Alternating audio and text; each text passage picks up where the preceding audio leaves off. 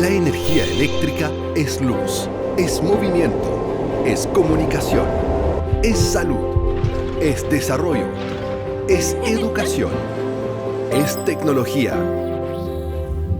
La energía eléctrica se mueve desde la generación que viene del sol, el viento, la profundidad de la tierra, el agua y combustibles para llegar a los centros de consumo entre Arica y Chiloé. En el Coordinador Eléctrico Nacional, tenemos un equipo de profesionales que supervisan la operación del sistema, procurando que todo este movimiento se realice preservando la seguridad de suministro con la operación más económica posible y garantizando el acceso abierto a las redes. Bienvenidos a las actividades del Coordinador Eléctrico.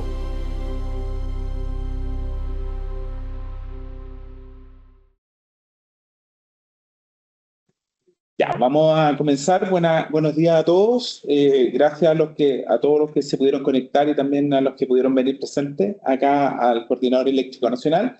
Vamos a hacer un balance del Sistema Eléctrico Nacional en 2025 y algunas perspectivas para el 2026. Y después de eso vamos a tener un espacio para preguntas que las pueden hacer por el chat o por micrófono, ¿ya? Voy a mutear a las personas que aquí Diego parece que está muteado.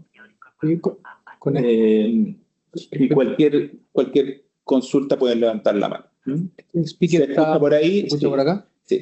Así que bueno, para comenzar le voy a dar el paso acá al presidente del Consejo Directivo, Juan Carlos Olmedo, para que pueda comenzar esta presentación. Sí.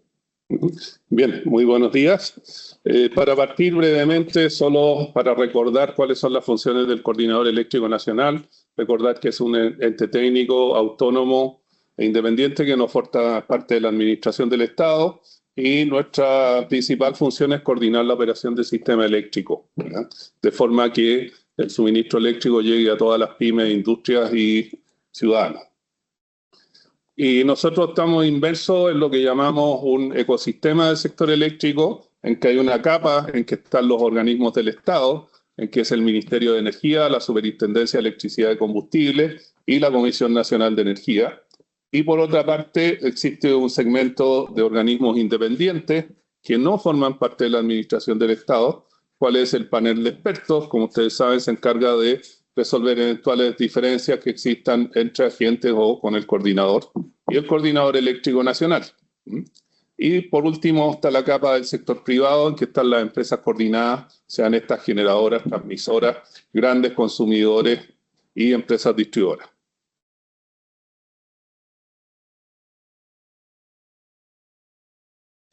Bien, hemos construido una red de cooperación internacional. Sabemos que el proceso de transición energética no está resuelto en ninguna parte del mundo y es un proceso en desarrollo en el cual es esencial contar con la colaboración de distintos entes para resolver los desafíos que impone la descarbonización de las redes eléctricas. Y en ese marco aquí ustedes pueden ver los acuerdos que tenemos a nivel global Quisiera destacar lo que es la relación con Google X, con quien estamos desarrollando algunas herramientas, tanto para planificación de la expansión de la red como para la operación. Y dentro de los principales hitos del año, quisiera destacar lo siguiente. El Coordinador Eléctrico entregó recomendaciones de estándares para implementar las nuevas tecnologías, como el caso de Grid Forming y además algunos ajustes a lo que es Grid Following, lo que es esencial en la transformación que está teniendo la red eléctrica con la introducción de generación solar fotovoltaica y eólica, que se basa en estos dispositivos inversores, en los cuales tenemos que tener una configuración de forma de poder cumplir con estándares de seguridad y calidad de servicio. Por otra parte, la plataforma Renova, que se encarga de la trazabilidad de las energías renovables en el país, fue reconocida con el Ministerio de Medio Ambiente por su aporte al programa Huella Chile, en lo que es identificar la huella de carbono de la energía eléctrica. Por otra parte, Chile Transparente nos reconoció por nuestro compromiso con la integridad y transparencia corporativa recién este mes de diciembre. Realizamos la tercera versión de la Conferencia Internacional de Ciberseguridad y además un ejercicio sectorial de ciberataque. Y finalmente fortalecimos nuestro trabajo en innovación en la publicación de la hoja de ruta y diversos proyectos como el desarrollo, como decía, de las herramientas con Google X y algunos desarrollos con universidades, específicamente Universidad de Chile y Santa María. Y ahora quisiera dejar al director de operación para que entre en todo lo que es materia de gestión de la dirección ejecutiva del año 2025. Bien. No sé si el micrófono desde ya se escucha bien. ¿Está bien? Sí. Ya. Ok, bien. Buenos días a todas y todos los que están conectados a esta transmisión. Vamos a revisar a continuación las principales cifras relacionadas con la operación del Sistema Eléctrico Nacional durante el año 2025. Cabe destacar que las cifras hoy día no están con el año cerrado, pero son una muy buena aproximación de los números que vamos a tener al 31 de diciembre. Entonces, vamos a ver si esto funciona. Segundo. Ahí está. Bien, las principales cifras del año 2025, es muy importante destacar la potencia instalada del sistema que superó a la fecha ya los 39.000 megawatts de potencia instalada y aproximadamente el 50%, el 48% de esa cifra corresponde a potencia instalada en energía renovable variable, fundamentalmente. Cuando hablamos de energía renovable variable, como lo hemos dicho en otros foros, nos referimos a potencia de plantas fotovoltaicas y plantas eólicas. En cuanto a la energía, la generación bruta, la generación producida durante el año, está por sobre los 85 terawatt-hora, 85.000 gigawatt-hora, lo que representa un decrecimiento o prácticamente un crecimiento cero en torno a la cifra que teníamos el año 2024. Y la composición de esta generación bruta durante el año, que dicho sea de paso está dentro de los 3 o 4 años más secos de la estadística, con probabilidades de excedencia en torno al 94-95%, la composición destaca la participación de energía renovable variable en un 38% aproximadamente. Eso representa un crecimiento del 20% de esta tecnología fotovoltaica y eólica. Y ese guarismo del 38%, que en el fondo es el cociente entre la energía fotovoltaica y eólica dividido por la energía acumulada, nos sitúa como Sistema Eléctrico Nacional dentro de los primeros lugares del ranking que realiza la Agencia Internacional de la Energía en relación a todos los países que participan con de estas tecnologías variables.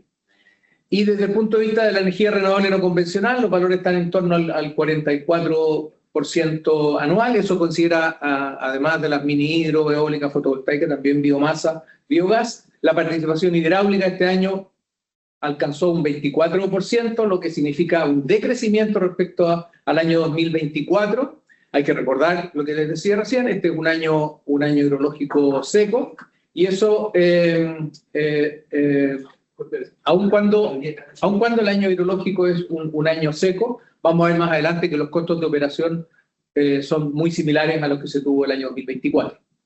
Y en cuanto a la participación del GNL y el carbón, hay un incremento del 33%, había cuenta del menor aporte hidráulico, lo que representó un incremento con respecto al 2024 de 12%. Así en números bastante gruesos, este año hay una producción de 7 terawatt-hora menos de energía hidráulica, y esos 7 terawatt-hora menos de energía hidráulica se compensan con 1 terawatt-hora más de baterías, con 1 terawatt-hora más de generación eólica, 2 terawatt-hora más de generación solar y un incremento de 3 terawatt-hora en generación térmica, 2 en carbón y 1 en GNL. Al lado derecho, las transacciones del año, que están en torno a los 3.100 millones de dólares, y ahí están separados por cada uno de los productos del mercado. Energía, potencia, servicios complementarios, los pagos de transmisión. El total de la capacidad de generación, el 48%, como decíamos, es solar y eólica. De los 39.000 megawatts, aproximadamente el 50% pertenece a estas tecnologías. 18.400 megawatts de capacidad instalada. Es importante notar que las fuentes renovables, incluyendo hidroeléctrica, biomasa y las renovables variables, biogás también, representan aproximadamente el 70% de la energía, están en el rango del 70% de la energía producida durante el año.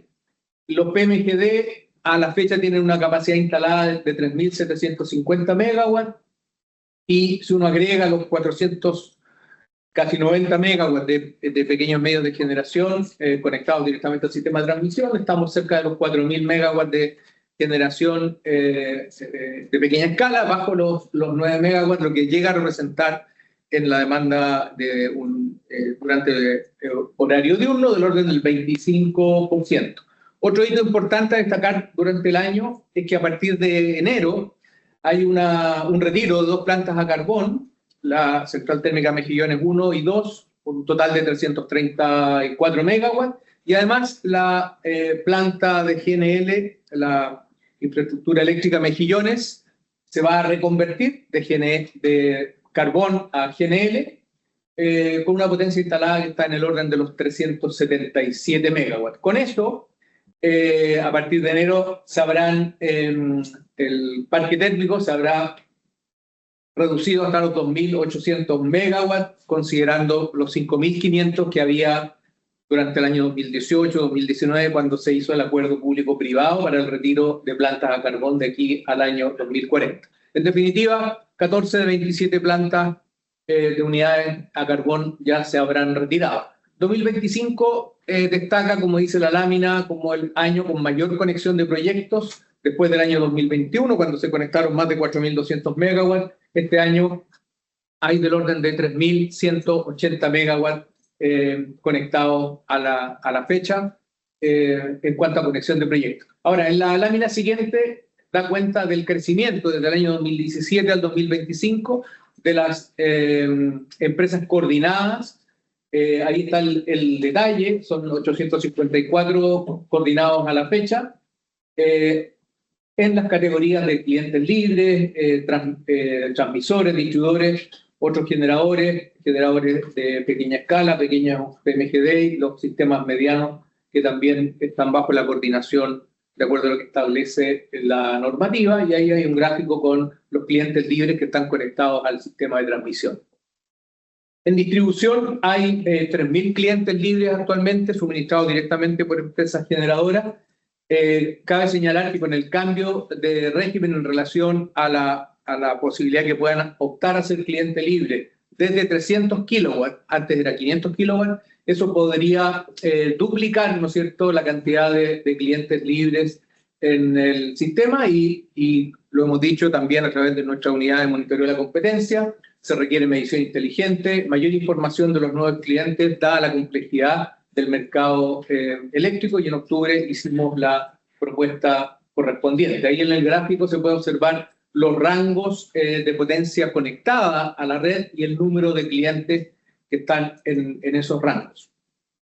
En cuanto a la generación que tenemos el año 2025, en el gráfico de barras a la derecha, que están por distintas tecnologías, se ve que la generación es muy similar, ¿no es cierto? Como decíamos, no hay prácticamente crecimiento en la generación bruta respecto al año 2024. El año está terminando con una proyección en torno a los 85 terawatt-horas, muy similar a lo que terminamos el año pasado. Y aquí en esta lámina se puede destacar la participación de energía renovable variable, fotovoltaica y eólica en los 3 últimos meses del año, alcanzando un récord en noviembre del año pasado en torno a 46% de energía renovable variable durante todo el mes de noviembre, cifra similar a la que deberíamos obtener ahora durante el mes de diciembre. Ahora bien, los sistemas de almacenamiento, como ustedes saben, se han instalado rápidamente. Hemos tenido una irrupción de esta tecnología. Actualmente tenemos en operación del orden de 1.700, 1.800 megawatts de capacidad instalada, con duraciones que van entre las 4 y las 5 horas. Y esa potencia instalada en baterías de larga duración, en promedio entre 4 y 5 horas, representa el 4% de los consumos de la generación bruta diaria del sistema eléctrico nacional. Y si consideramos que durante el año 2026 se van a instalar, porque son proyectos que están declarados en construcción y forman parte de la resolución que emite mensualmente la Comisión Nacional de Energía, el año 2026 se van a agregar al sistema del orden de 4.500 megawatts de baterías con duraciones del orden de 4 a 5 horas en promedio. El aumento, el aporte de la energía de estos sistemas de almacenamiento podría alcanzar el 10% de los consumos diarios de energía el año 2026. Y en esa gráfica se ve cómo la carga de las baterías en horario diurno traslada energía, mitiga los curtailments, ¿no es cierto?, hacia horas de la noche y de la madrugada. Vamos a la siguiente. La energía renovable, incluido hidráulica, biomasa, fotovoltaica y eólica, por supuesto, alcanza valores en torno al 65% de la generación del año. Esas son las cifras que tenemos a la fecha. Y destaca aquí el crecimiento relevante del aporte solar, de un 22% respecto a lo que teníamos el año pasado, un 18% crece la generación eólica, y había cuenta que este año hidrológico es un año seco, que como les decía hace un rato, tenemos una menor producción del orden del 23% de energía hidráulica. Eso representa 7 terawatt-horas en el año, que equivale aproximadamente a la producción en todo un año de 2 ciclos combinados. Esa es el menor aporte de energía hidráulica, el 7 terawatt-hora en el año. Se compensa, como les había dicho, con la mayor generación eólica, mayor generación fotovoltaica y también mayor generación a carbón, 2 terawatt-horas adicionales de carbón y 1 terawatt-hora adicional de generación en base a GNL. Los sistemas de almacenamiento, como les decía, estamos en torno a los 1.800, 1.900 megawatts de potencia instalada, lo que representa en energía aproximadamente 9 gigawatt-horas, y los PMGD, de acuerdo a la potencia instalada que tenemos en generación solar, en mini hidro y también eólica en generación distribuida, alcanza del orden del 25% de la generación en horario del consumo, ¿no es cierto?, de la demanda en horario diurno. En esta gráfica se ven todos los días y la participación en energía diaria de las fuentes renovables variables. Aquí quiero destacar el día 12 de noviembre, donde alcanzamos ese día una participación de generación fotovoltaica y eólica sobre el 52%, exactamente 52,4%. Destacar también el día 31 de julio, con una producción eólica récord de ese día, alcanzamos del orden de 82 gigawatt-horas de generación eólica, lo que representa la generación de 8 ciclos combinados durante fue el día de mayor aporte eólico en el sistema, y esto a nivel de participación diaria de energía renovable variable en el sistema. Les digo, el récord se dio el día 12 de noviembre, superando el 50% de la participación. Y en cuanto a participación horaria, la participación anterior era diaria, energía. La participación horaria, acá hablamos de potencia. Destaca la generación del día 30 de septiembre, alrededor del mediodía, se alcanzó una participación conjunta de estas dos fuentes de energía, generación solar y eólica, sobre el 79%, que ha sido el récord que tenemos a la fecha. Por lo tanto, eso importa el desafío de evaluar la seguridad, el aporte que pueden hacer los servicios complementarios provistos por plantas solares y eólicas en condiciones como la que vivimos ese día martes 30 de septiembre. Ahora, en cuanto al retiro del carbón, volver a indicar lo que ya señalábamos en las láminas anteriores. Hasta noviembre la capacidad instalada en plantas a carbón operativas está en torno a los 3.500 megawatts. A partir de enero vamos a tener el retiro de 2 plantas a carbón, Central Térmica Mejillones 1, Central Térmica Mejillones 2, y la reconversión de la IM. Con eso tenemos la salida, ¿no es cierto?, de 700 megawatts de plantas a carbón, nos deja una potencia instalada del orden de 2.800 megawatts, que se compara con los 5.500 que teníamos al inicio del 2019, ¿no es cierto?, cuando se conformó este acuerdo público-privado para hacer un retiro de plantas a carbón al 2040. El coordinador está a cargo de realizar los estudios de seguridad. A pesar del retiro de estas plantas, no vemos riesgo para la seguridad en la zona norte. Estamos instruyendo el uso de plantas renovables para el control dinámico de la tensión y también entregar los servicios complementarios. Y a propósito de servicios complementarios, en esta lámina se muestran los condensadores síncronos que fueron ya licitados hace un par de años. El año pasado se hizo la adjudicación y se está preparando el desarrollo de estos proyectos. Ya se han cumplido varios hitos. Y particularmente ahí están los 5 condensadores síncronos que se van a conectar. Uno corresponde a la reconversión de una planta a carbón en Tocopilla y los otros 2 son 4 condensadores síncronos que en total conforman una potencia instalada del orden de 1.000 MVAR y van a contribuir desde fines del año 2027 a la estabilidad y la seguridad y la fortaleza de la red, particularmente en la zona norte. En relación a lo que habíamos comentado sobre los sistemas de almacenamiento y los curtailment, los recortes de energía renovable variable en el sistema, en esta lámina se muestra que el 50% aproximado de los recortes que se hubo que instruir desde el Centro de Despacho y Control durante el año 2025 se deben a restricciones de transmisión. El resto es por sobreoferta o mayor instalación o aporte de energía renovable durante el horario diurno. Y acá destacar cómo los sistemas de almacenamiento contribuyen a mitigar el crecimiento de los curtailment.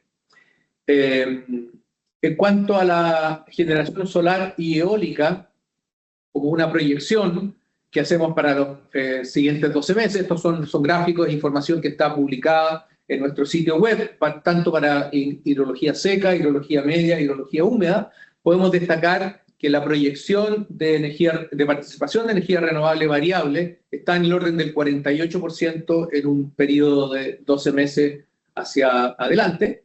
Y la participación térmica debería estar en torno al 25% para los próximos 12 meses.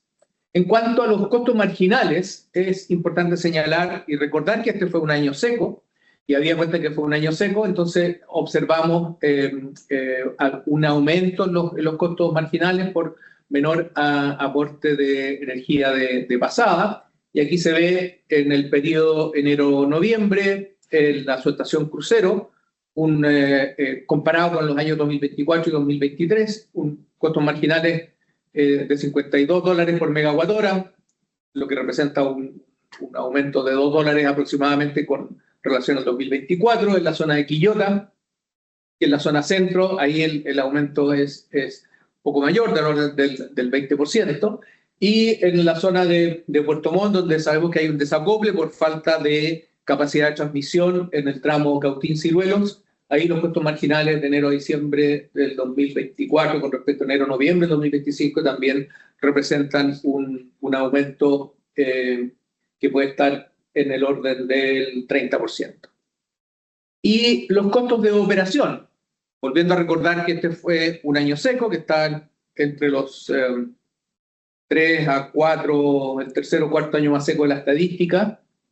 Los costos de operación del sistema, que corresponden a el costo que se produce al utilizar combustibles fósiles para el abastecimiento de la demanda, ha estado en torno a los $1.600 millones a la fecha.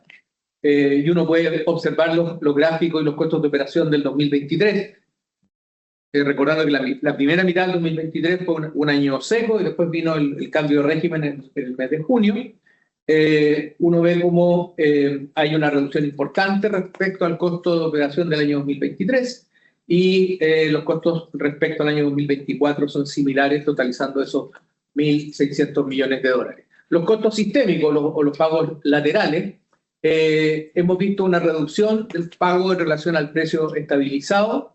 Se redujeron, están los bullets al lado izquierdo, los pagos laterales se redujeron del orden del 12% en enero a noviembre, y particularmente el pago por precio estabilizado se redujo del orden del 17%. Ahora, bien, ¿qué explica esto? Hay que recordar, como mostrábamos en alguna de las láminas, el 50% de las horas el costo marginal estuvo desacoplado, por lo tanto teníamos costos marginales distintos de cero en la zona centro-sur, que es donde hay generación distribuida, y eso es lo que mitiga o reduce el pago lateral por PMGD. En la medida que tengamos costos marginales cero, más generalizados durante el año, eso debería importar un incremento en el precio estabilizado. Y en cuanto a los proyectos de transmisión, ahí parece que hay un mensaje hay 185 proyectos en desarrollo, ahí está distribuido en proyectos de transmisión nueva infraestructura nacional, zonal, ampliación nacional, ampliación zonal y obras urgentes del artículo 102. Esos son los proyectos que hoy día están en desarrollo.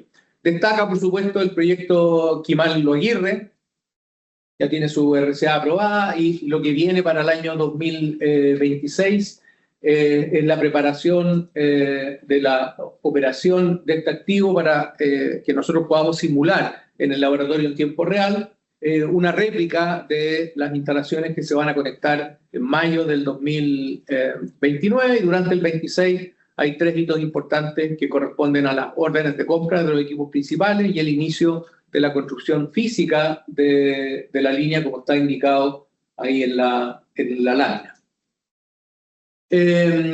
Se adjudicaron obras a propósito de las licitaciones que nos corresponde hacer de acuerdo a la ley. Se adjudicaron obras por el orden de 150 millones de dólares.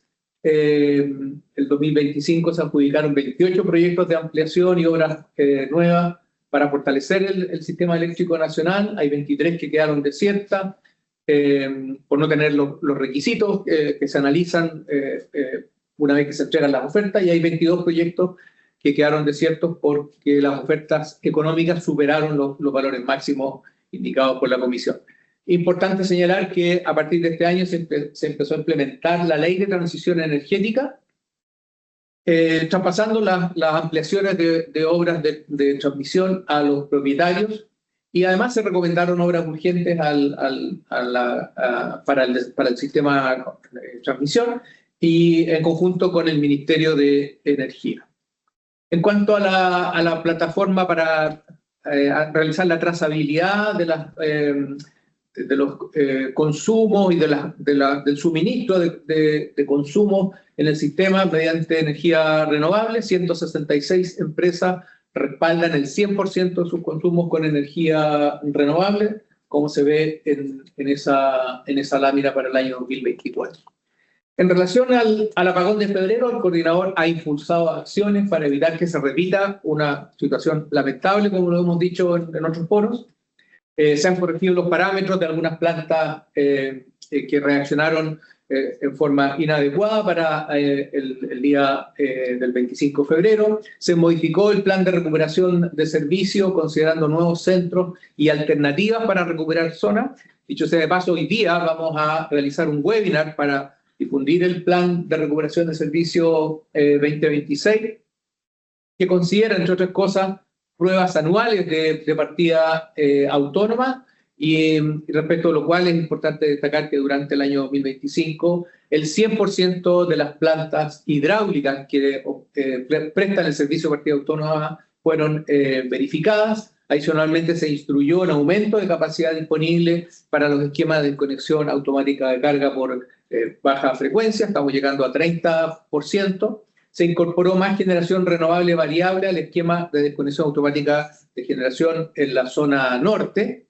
Se incorporó generación renovable variable también para los esquemas de desconexión automática de generación en la zona norte, como decía, y también la implementación paulatina del control de tensión dinámico de las plantas de generación, que es muy importante para establecer y restablecer los voltajes en las bandas que están permitidas por la norma técnica.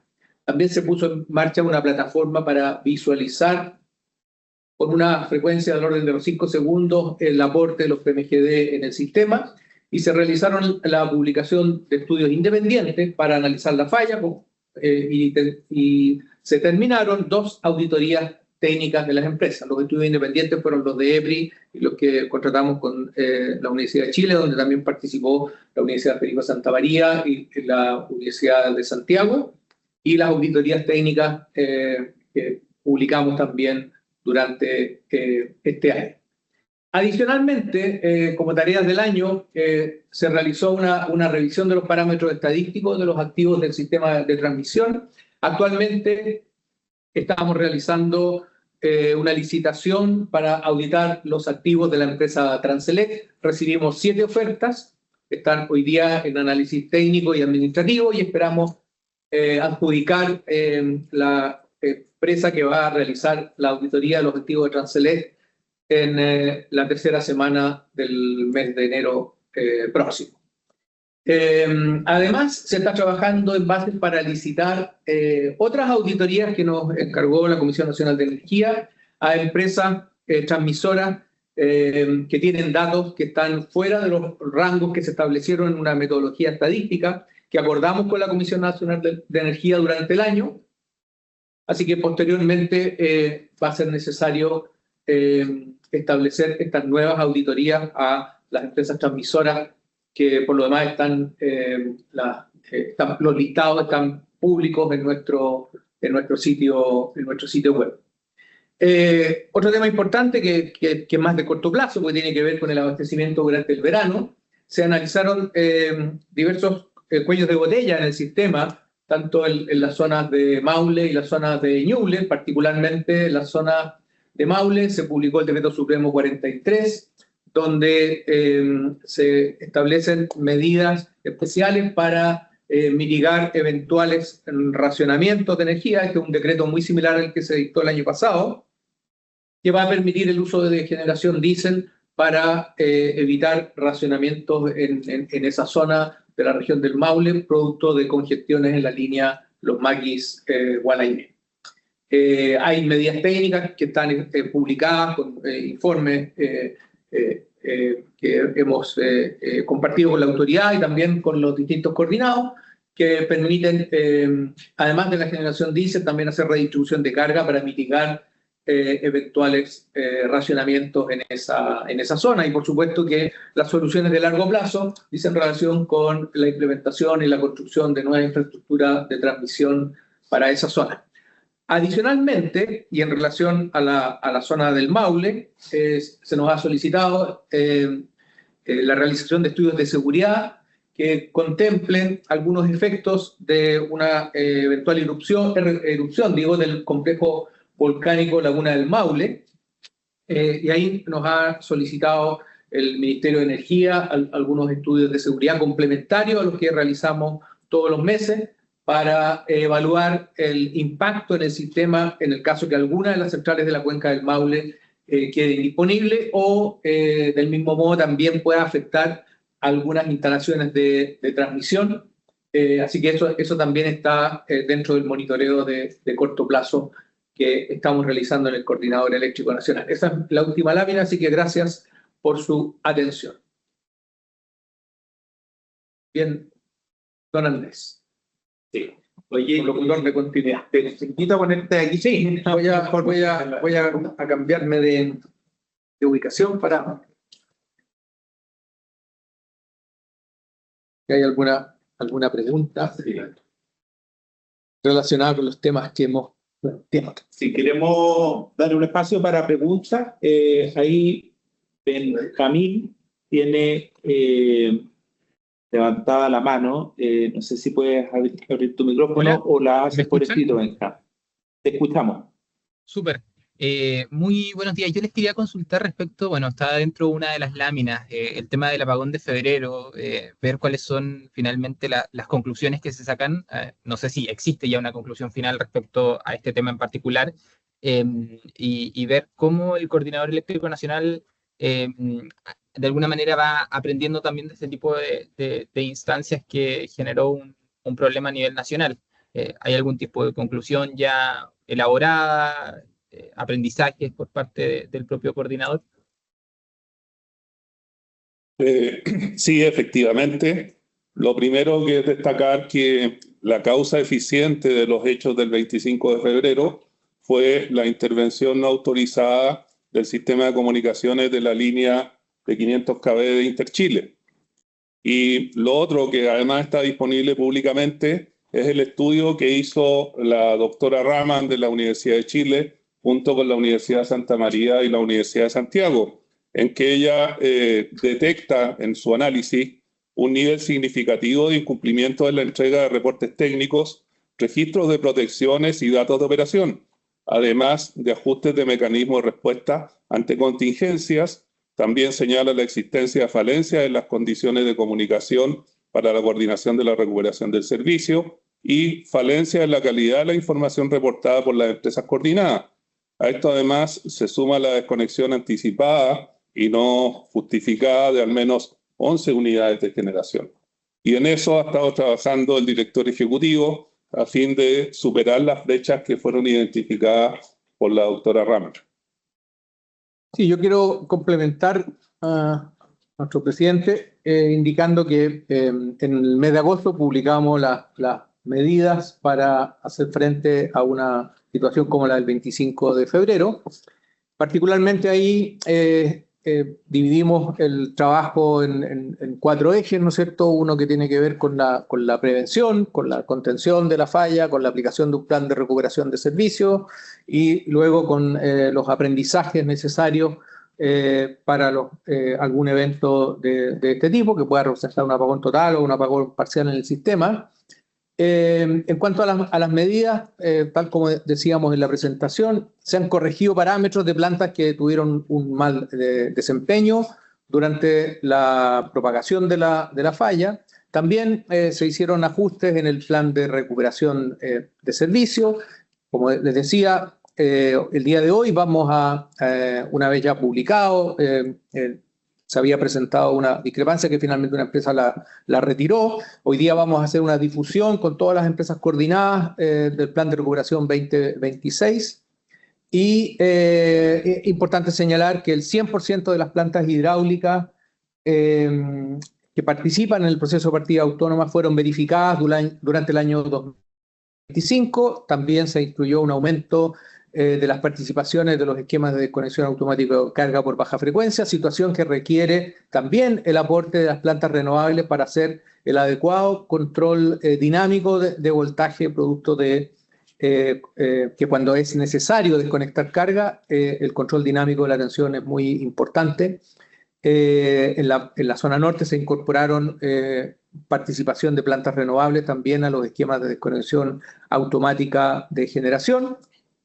Y también se están incorporando en esquemas de visualización para mejorar la conciencia situacional en el despacho, ya sea para la generación distribuida, como también elementos que permitan al centro de despacho y control evaluar riesgos en la operación del sistema.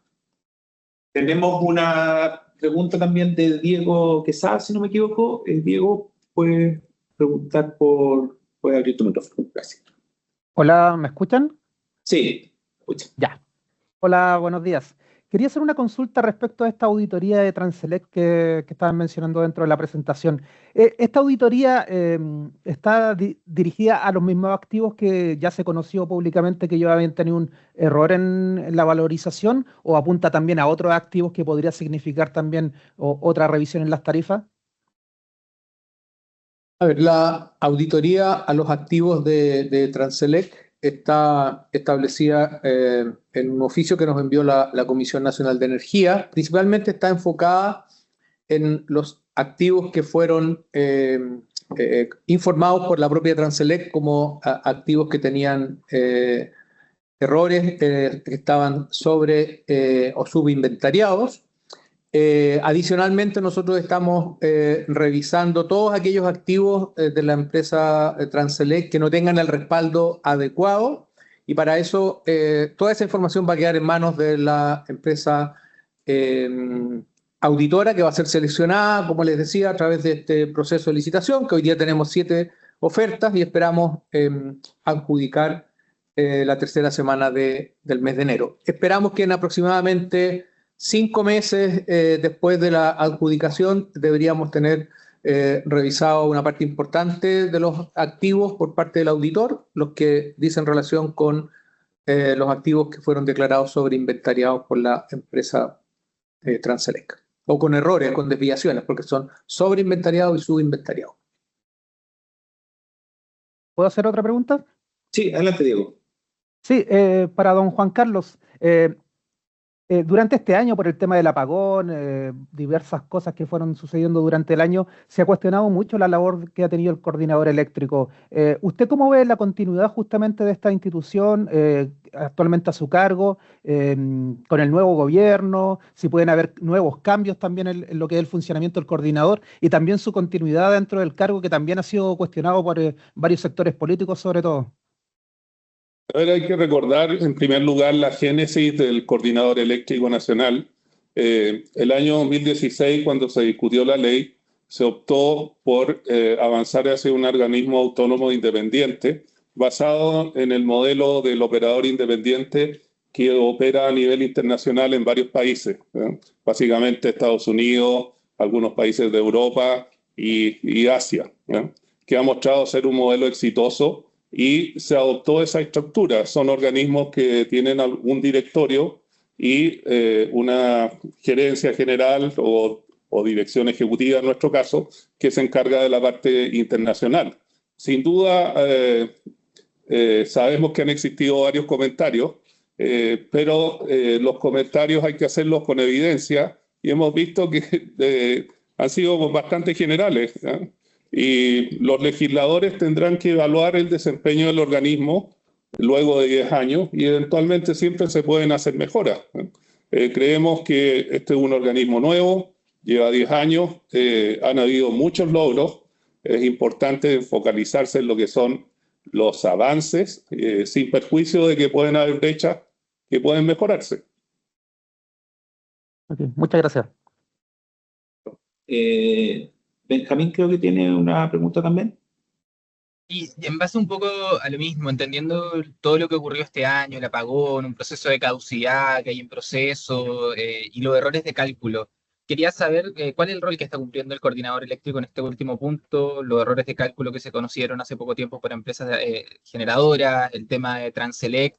¿Se puede descartar que hayan nuevos errores a futuro? ¿Se está trabajando en poder verificar aquello? ¿Y cuál es el rol que cumple el coordinador eléctrico en ese proceso?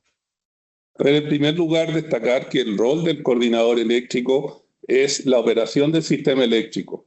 Nuestra labor no dice relación con los cálculos tarifarios, que son del ámbito de la Comisión Nacional de Energía y el Ministerio de Energía. La ley establece específicamente algunas funciones específicas en ciertos casos, como es el caso de la valorización de los activos de transmisión, que en su artículo 72.9 dispone que en caso de detectarse alguna diferencia, debemos hacer unas auditorías de oficio o a requerimiento de la Comisión Nacional de Energía, que es lo que hemos estado haciendo.